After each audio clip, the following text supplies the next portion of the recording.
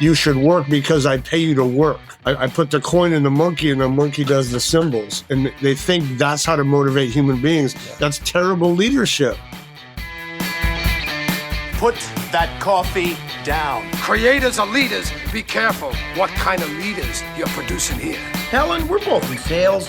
Let me tell you why I suck as a salesman. They realized that to be in power, you didn't need guns or money or even numbers. You just needed the will to do what the other guy wouldn't. I'm not leaving. The show goes on.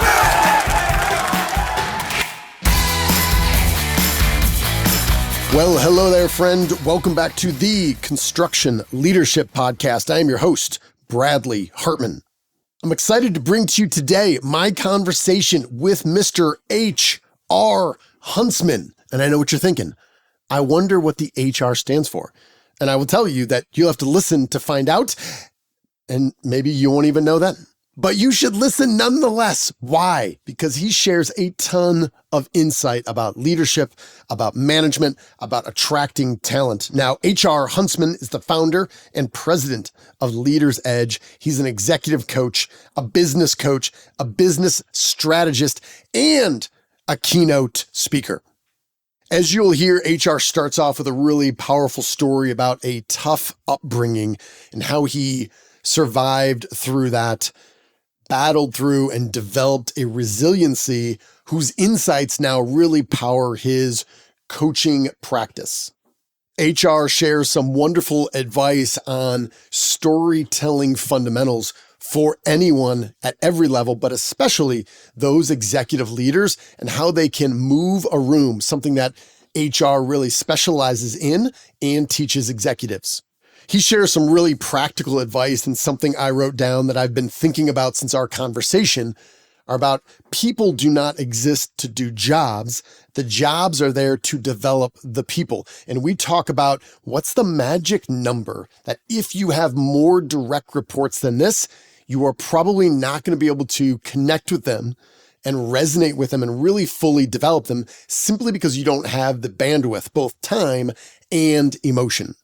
HR gets into some specific details on how you can do a better job of really defining the top talent that you are looking for and easier ways to attract it. And when you get it, make sure they do not leave. And he left me with a wonderful statement that is part of their core values, which is interrogating your own reality, thinking about your own thinking. And when leaders do that, that is where growth can come from.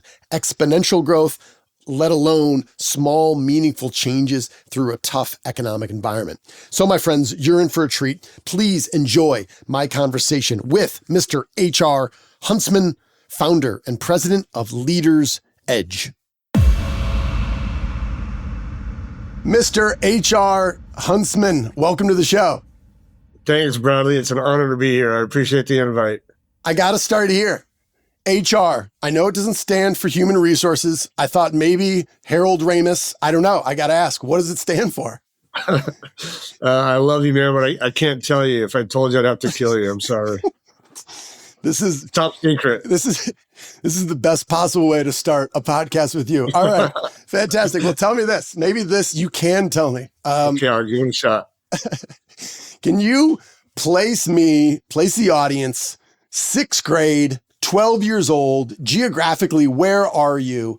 And what is the HR? Don't ask what it stands for. What is HR into at that time? Okay, childhood rough. Dad died when I was really young. I was raised in an alcoholic, abusive home, really dysfunctional family, man in and out of my life. 6th grade, 12 years old. I'm in Alamogordo, New Mexico, just trying to survive. I stayed outside the house as much as I could, so I became an outside boy. I'm a wilderness explorer, backpacker, scuba diver, mountain climber. So hanging outside with my dog became just a safety net for me. I eventually had 3 younger brothers from 2 different guys. That version of HR is just trying to make it through the day and be as happy as I could, trying to figure out life. Take us through how you got through that. And I have to imagine, looking back on it, there were some skills, some insights, some ways that just toughened you, that prepared you for the future that probably you wouldn't wish on anybody else, but helped you become the person you are today. Maybe share a little bit about that as you moved on from that 6th grade into the later years of life. Yeah, 100% insightful, Bradley. Resiliency, developed just a toughness, a tenacity of life. Again, developed a love for the wilderness and the outdoors, but tenacious. I was always a super curious kid, super, driven by curiosity. That serves me very well today. And what I've learned from other people who, not all, but many people who grow up in trauma, we learn to read humans and situations. We have to read the room to know, how to act for tonight. What's today going to be like? Is it safe today? As mom, stepdad, what's it going to be like? So as a coach and a strategist and a counselor, that serves me really well. I'm very good at reading people, understanding human dynamics, building social systems. So that stuff that was born in pain serves me very well today in helping companies build social and human networks. To what degree is it possible to teach that? Because I imagine knowing some people who grew up in, I'm sure there's some broad similarities with a lot of unique little differences of what people experience growing up. No doubt. Without having gone through that, are there elements or insights that you can say, hey, without going through all the pain and everything that you experienced, there are some things about human nature or elements that you can apply that are teachable? Yeah. And what you're asking me is, can humans grow their emotional intelligence, their EQ, their EQI? Yes, it is a skill that can be honed. The baselines are very different, where people start, just like any skill, I guess. Mm-hmm. Some people are more natural at it, like they're more natural at any talent or skill, singing or jumping. So can emotional intelligence, interpersonal skills be honed and crafted? Yes, but like any skill, it takes intentionality. It takes intentionality to understand self-awareness, other people awareness, how to read faces, what body posture means, being alert to your own body posture and the fact that I'm using my hands and I raise my volume there, being aware of that as you're doing it. So being able to kind of split your brain in half and being socially aware, self-aware at the same time, it takes a lot of intentional training. Absolutely. Well, I wanted to ask you, as you think about the intentionality and being alert about your own movements, I fell down a rabbit hole, watched a lot of your content on YouTube, and made me even more excited to talk to you. But I could just tell you were giving a keynote or a couple different keynotes, and just your enthusiasm, your engagement, you were getting the people involved. And you just used, before we flipped on the mics, kind of this phrase of moving the room. I have observed, working with a lot of our clients, sometimes when there is a change in direction, or you're going through a tough time, or in some cases you're going through a great time, as our industry generally has over the last several years, on how to build on that and continue the momentum. Sometimes these storytelling basics about how to resonate with an entire room of people is not something that comes easily to a lot of leaders. You've given 4,000 speeches to 400,000 people. Maybe let's start with this way. Do you have any top 2 or 3 not to do's where you'd say, hey, don't step on this landmine over here? I guess the first not to do is don't wing it. Okay. Do not. I teach public speaking to all the executives that are part of my executive group, because I think this is an overlooked skill, Bradley. I think most for-profit leaders, now I cut my teeth in the not-for-profit world. My first company was a nonprofit, and nonprofit leaders excel at this far better than for-profit, because nonprofit leaders, we have to cast vision and talk about dreams and get people to donate and tell stories about human change and life change. Whereas most for-profit leaders, they rely on the checkbook too much. You should work because I pay you to work. I put the coin in the monkey and the monkey does the symbols. And they think that's how to motivate human beings. Yeah. That's terrible leadership. Mm-hmm. I give you a paycheck, you act appropriately. And they do not harness the power of story and mission. So I love that you brought this up. I'm impressed. I've never been asked by a podcaster to talk about the power of stories. So just the fact that it's on your radar is really impressive. So the first thing you don't do, I guess the first thing you don't do is think this isn't for you. It's for professional public speakers. It's for motivational dudes. I'm a CEO. I'm a project manager. I'm not a storyteller. Well, you freaking better be, because you need to move humans in a particular direction, and you need to motivate and inspire them. And if you think they're motivated purely by money, you misunderstand human potential. So the first mistake is don't think it's for you. The second mistake is just to get up and wing it. And we teach how to architect good talks and good infrastructure and skeletal structure for good talks. So I think those are the first two big mistakes. HR, what is your recommendation when you do meet a CEO or any leader who does suffer maybe from some very well-earned overconfidence? Because we will often talk to folks and I'll say, okay, hey, you got the whole room here, whether it's 50 people or 500 people. So I'm like, hey, kind of what's the theme? Tell me what the story are you going to share with this group to get them? They're kind of like, this is what I do. This is who I am. I'm just going to go out there and let it rip. And to your point, yeah, don't wing it. But a lot of folks, and again, some cases rightfully so, they have an overconfidence in that. If we do have any members of our audience who are listening right now, and we do, who are overconfident in their speaking capabilities, unnecessarily so, how might you reorient them to try to take a better look at what they're doing and their effectiveness? So good coaching always comes from a place of curiosity and inquiry. So I would just begin to ask questions about what their motivation is. Is the motivation to put a spotlight on themselves or to take people down a journey and move them?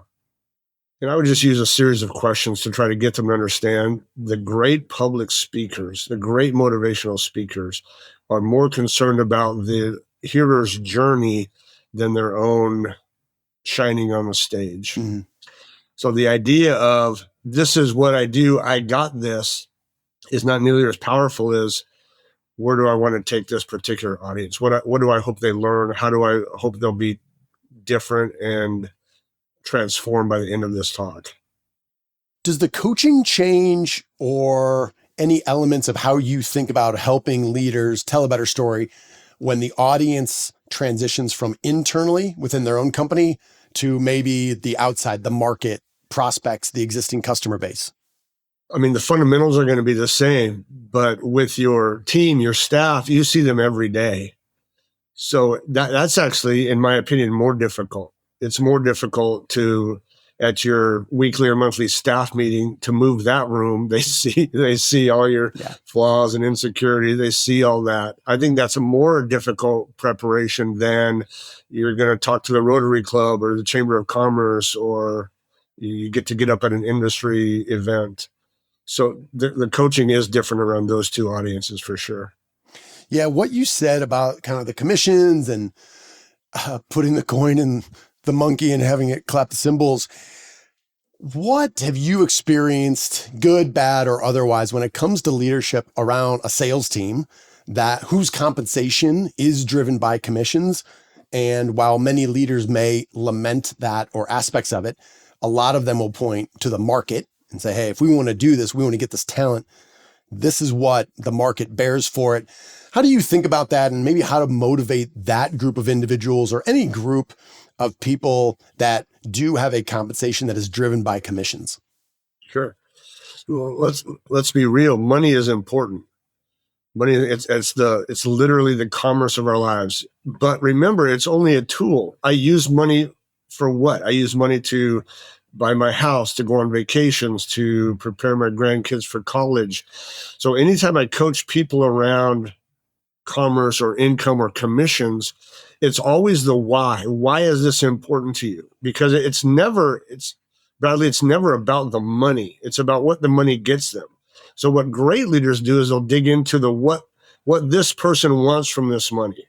And so then the motivation is around that thing, not the money itself. I want to buy my first house. I want to take quarterly vacations. I want to retire at 50. Okay, let's talk about that. Let's talk about how your skill set and how your drive and your KPIs then relate to retiring at 50. So don't make it about the money. Be the leader that digs to the thing beneath the thing. And that's how we teach it. Find out the thing beneath the thing, and that's the real thing. Can you help us a little bit with, we have many folks that are listening right now that are coming out some periods of very rapid growth. Maybe it's some of the most profitable years that they've ever had. And there's a plateau that they're at right now. And maybe they're at 20 million, maybe they're at 100 million, maybe they're at 500 million or larger. Are there any sort of consistent insights or questions that you ask to help folks reimagine or recast that vision to break out of that plateau that is somewhat inevitable on a long enough timeline? Yeah, this is a fantastic question. In fact, we're dealing with one of our larger companies, $100 million construction company in Reno, Nevada. And they're at this place right now, and they called us in and they asked for our help because they are right here. And the answer is almost always the same. Fast growing companies, rapidly growing companies don't pay enough attention to their infrastructure.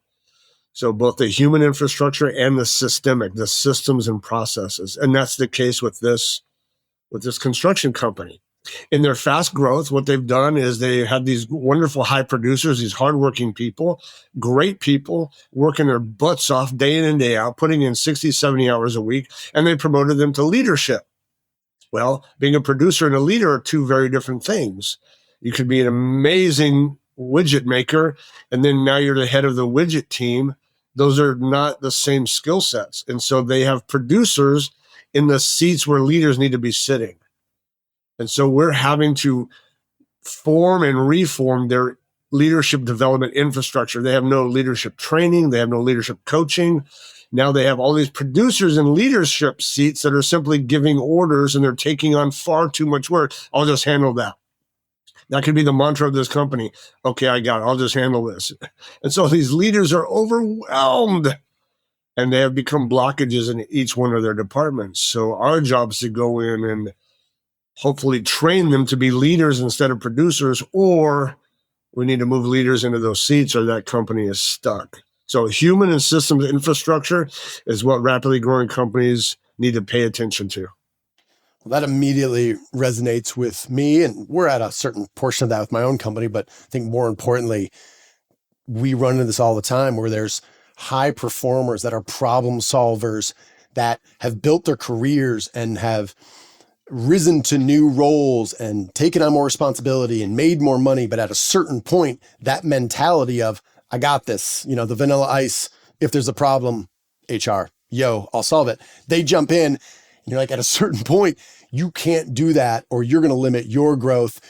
If you recognize you are, say you're talking one-on-one, let's just use me because quite frankly, I am limiting the growth of my own company by doing some of that.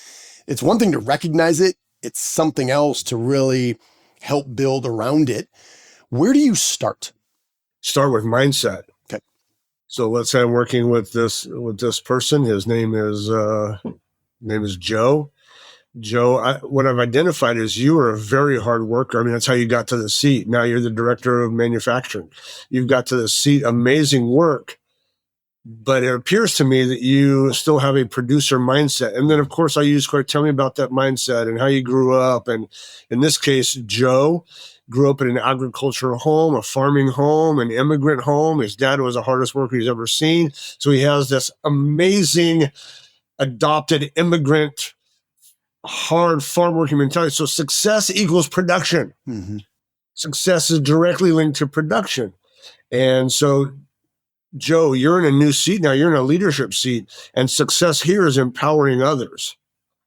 So the first thing is to recognize the production mindset versus what I call the multiplication mindset, the empowerment mindset.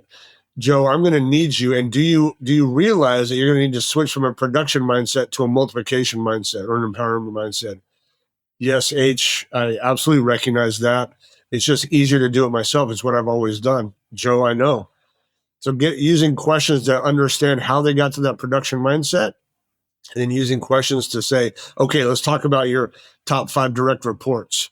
What are you going to do with Sally, Jill, Fred, and Mike? And tell me how you need to empower them rather than just take stuff off their plate when they get stuck. And so we begin to actively talk about what empowerment looks like with each of their direct reports. HR, maybe can you go a little bit deeper on what an effective set of behaviors looks like when someone has the right frame of mind with that multiplication mindset? Again, like everything, it starts with their own mindset. Do I see people as in I use people to get jobs done, or do I see jobs to develop people? It begins there. Okay. If I see people to get the job done, I'm going to have a producer mindset. And I'm going to end up be seen as a person who uses people to do work. The multiplication mindset comes from a very different vantage point. I use work to develop human beings to find their potential. So from that mindset, I'm going to go to Jill. And so you asked a set of behaviors. I'm always going to look for opportunity to develop Jill, this project, this report, this new client we have. I'm going to continually have my head on a swivel looking for opportunities that can expand Jill's repertoire skill set, hone her toolbox, whatever it is. So it begins with my vision of that. Then, again, I can't help it, but we're going to get back to questions. I'm going to constantly be asking Jill questions about her capacity, her potential, how she views this, how she would handle it. So I'm using inquiry and curiosity to help open Jill's eyes to the opportunities in front of her. And that assumes I'm connecting with Jill on a regular basis. So there's one of your behaviors. Yeah. That assumes that I'm connecting with Jill on a regular basis about her own potential and opportunities. So does that necessarily limit, or does it put kind of a lid on how many direct reports a manager can have? And do you have, in general, across industries with your experience, kind of a round number? And if I said, well, HR, hey, what you're describing there sounds great, my head on a swivel, but I've got X number of people that I need to do that for, plus I got my own job, and you'll say, well, let me tell you why X is too many. Sure. Yeah, absolutely. Yes, there is a limit. Of course, it depends on a person's capacity and how much production they're actually responsible for. We try to coach around five or six direct reports. If you have 10 or 12, in this case, Joe does, this actual Joe has 10 or 12, it's too many. Mm-hmm. It's no wonder this guy's burned out and he's working 70 hours a week. It's too many, and he's doing his own production work. So what that person has failed to do, again, is multiply. They are handling 10 or 12 direct reports when they should have 2 or 3 people under them that are handling the other 7 or 8. So they haven't trained up the leaders to handle those questions, to answer, to empower, etc. So now he's responsible for these 10 or 12. That's too many. You don't have enough time for that. And you don't have enough emotional capacity for that. That's a tremendous emotional capacity. Yeah. Well, I love that you mentioned not only the time aspect, but the emotional aspect. However, I can imagine there might be some owners, some CFOs around here who are looking at capital allocation.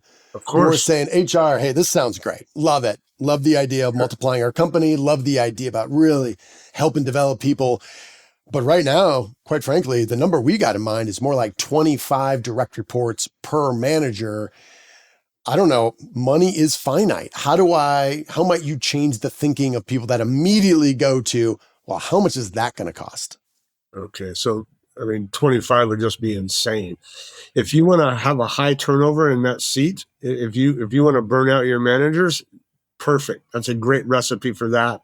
And I would tell that CFO, let's talk about the capital cost of turnover. It's about 200% of salary at those higher level positions. So if you're willing to spend 200% every couple of years on turnover, well, that's just unwise capital allocation. Mm-hmm.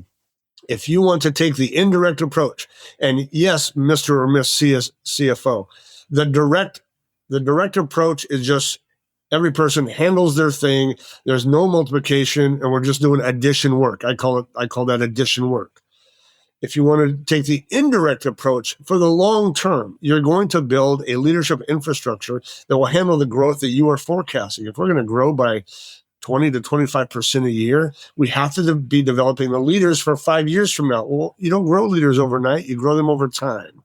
So what is your training strategy to develop the next set of leaders for 5 years, what you're looking at, not what you're looking at now? And yes, to myself, the CFO would say, well, there's got to be a balance. Of course there's a balance. Sure there is. And we can say money is finite, but I believe that companies create their own economy. Mm-hmm. You create your own economy by how you develop people. We're talking about talent. What advice do you have, or maybe what sort of warnings do you have as we're sitting here middle of the year 2024 in terms of attracting and retaining new talent? And in our industry, whether this is blue collar craft workers that are pouring the concrete and setting steel beams, to looking to get new interns out of the local university. We're just struggling for talent, full stop, in the construction industry and the industries that support them. What advice do you have? Bradley, in every industry, this is the deal right now. In fact, everywhere I go, I tell all these leaders this thing. I say, talent acquisition right now is more important than client acquisition. It is the single most important job that you have.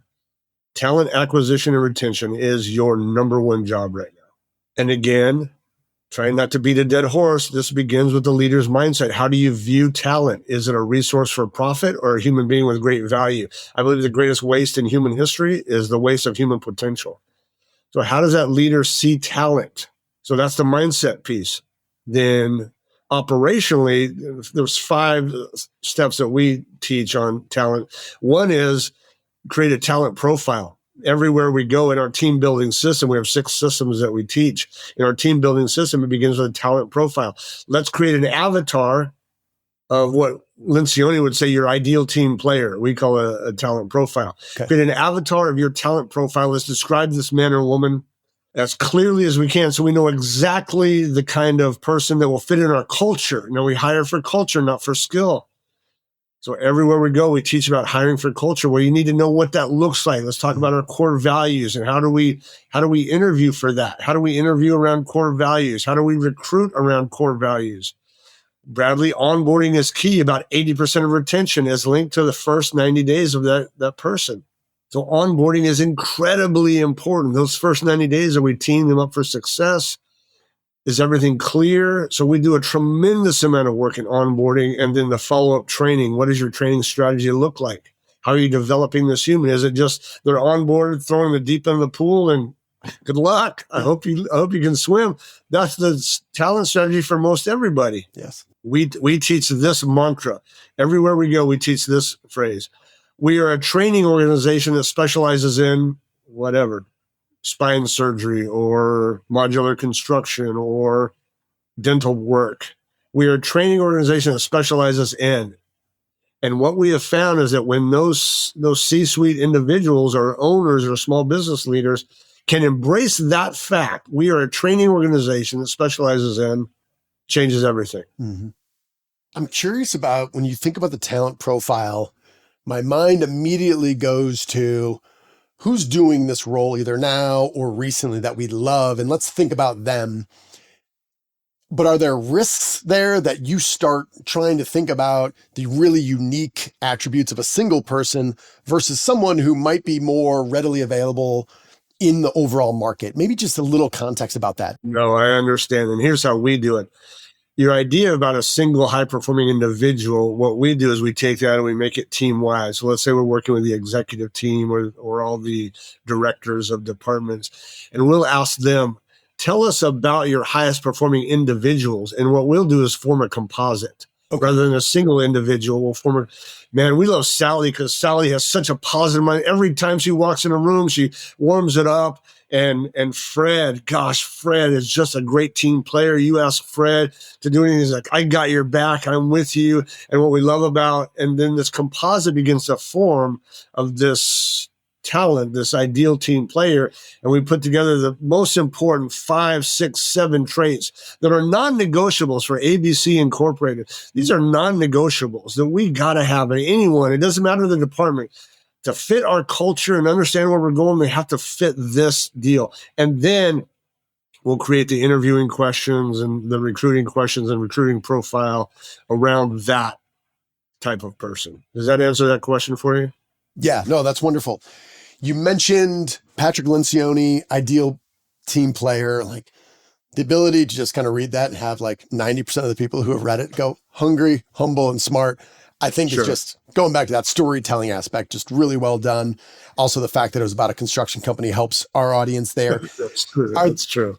Are there any other books or any sources of information, whether it's a podcast or anything else that you either currently listen to or have listened to that you've said, this has changed the way I think, or changed the way that I lead, or changed the way that we help our clients, either current or recent?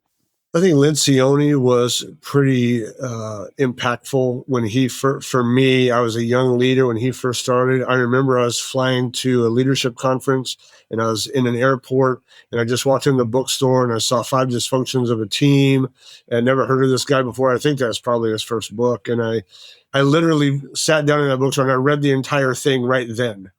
Like, oh my gosh. I mean, the way he teased up with story, right? He has a fictional story.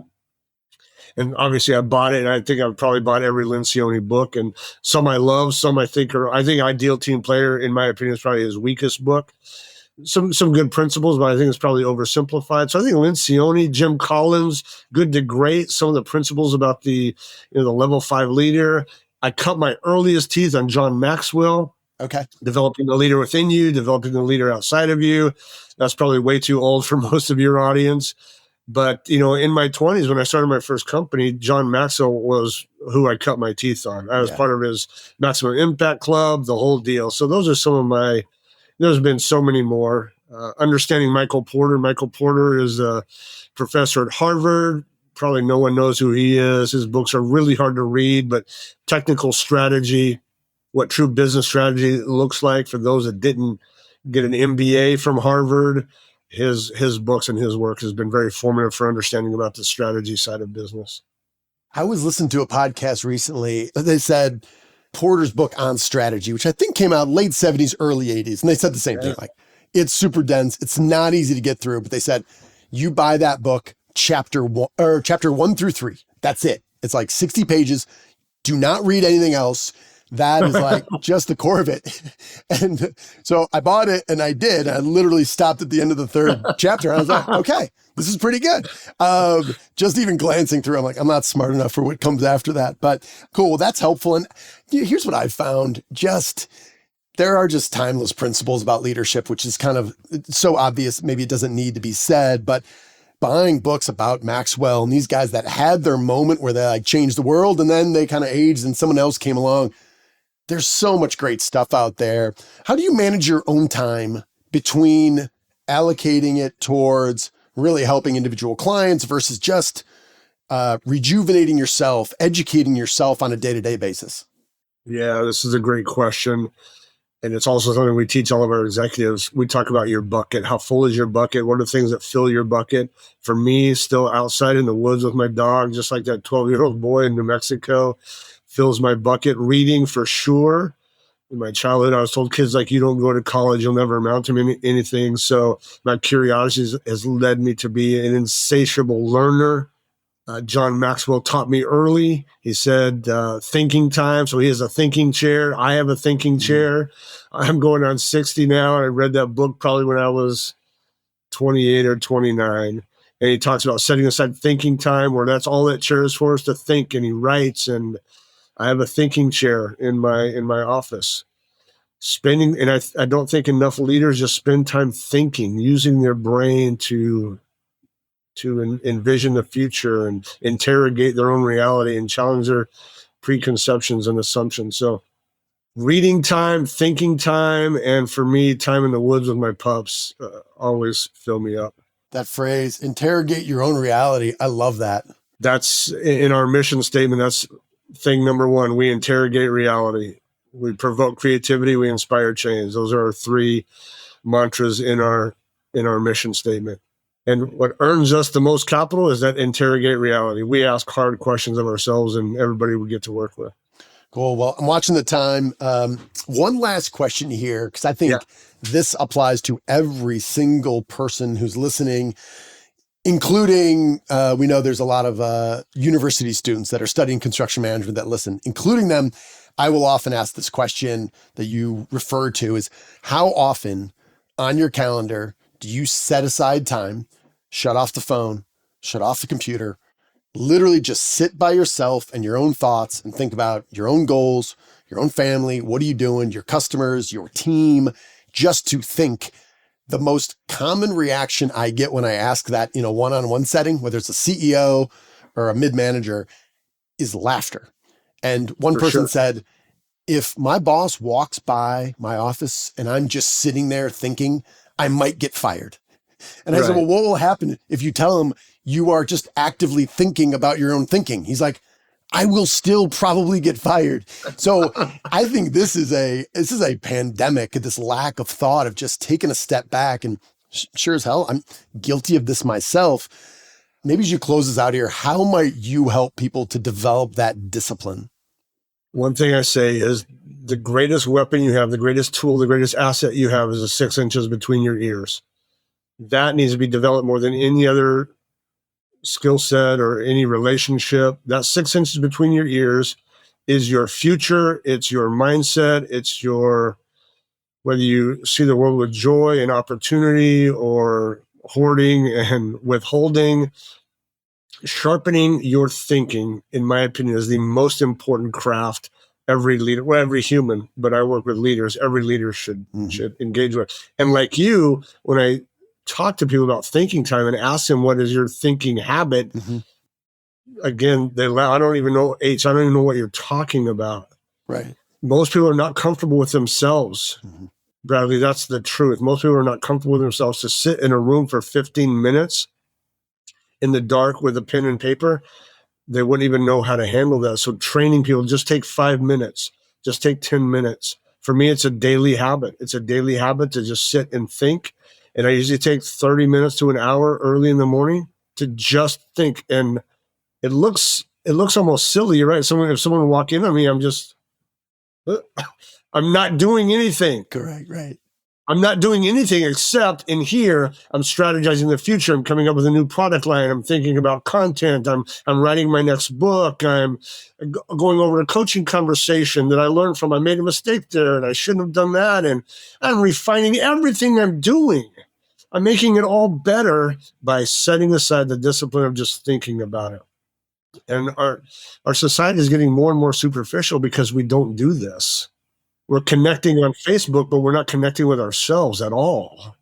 Tim Ferriss has a great quote, and he might have borrowed it from somebody, but he'll say, if you think the idea of spending 5 minutes alone with yourself, with your thoughts, with nothing else is impossible, you need 10 or 15 minutes. Like developing this and just understanding that our minds are just going crazy all the time and we got to slow it down and observe ourselves.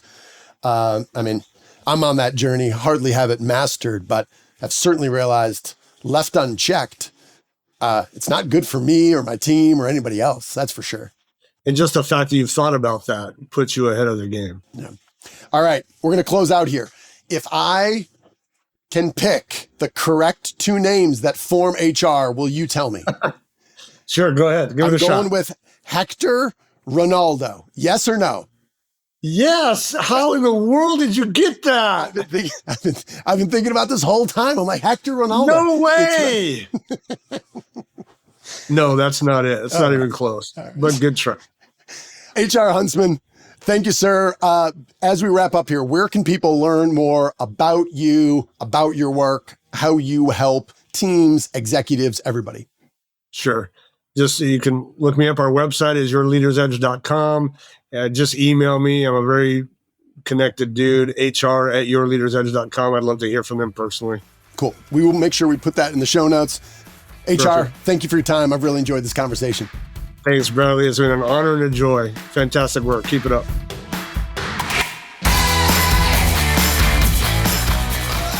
All right then, friends, how did that go? Hopefully you enjoyed my conversation with Mr. HR Huntsman. I really enjoyed speaking to him and have really been thinking about a lot of the notes that I took during our conversation. So if you enjoyed this, I would strongly recommend you investigate some of the content that he has put out. He's got several speeches you can find online at YouTube, so go check those out. And if you did get value from this episode, if I could ask for one small favor, whatever podcast player that you are listening to right now, if you could rate and review us there, that means more than you know as we strive to grow our audience, to bring our construction community together, to build better leaders and better managers.